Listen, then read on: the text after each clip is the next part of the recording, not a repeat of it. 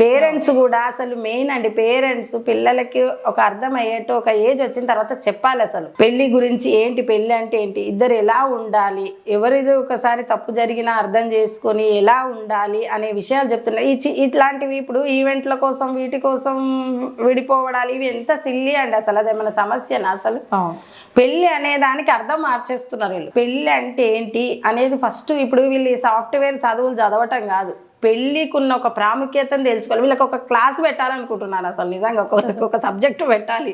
ఆ ఇంటర్లోనో డిగ్రీలోనో బీటెక్లోనో ఒక సబ్జెక్ట్ పెట్టాలి, అసలు పెళ్ళి అంటే ఏంటి, ఎందుకు వెళ్ళి రిజిస్ట్రేషన్ ఆఫీస్ లో పెళ్లి చేసుకొని వస్తున్నారు. అది ఒక 6 నెలలు కలిసి ఉంటున్నారు, తర్వాత ఎవరి లైఫ్ వాళ్ళది అంతే. అసలు వదిలేస్తున్నారు. అవును, భయపడట్లేదు అసలు. రెండో సంబంధం అంటే కూడా భయపడట్లేదు అసలు. మా అమ్మాయికి రెండో సంబంధం అండి 6 నెలల్లో వచ్చింది, లేకపోతే 3 రోజుల్లో వచ్చింది, ఏంటి అసలు అది?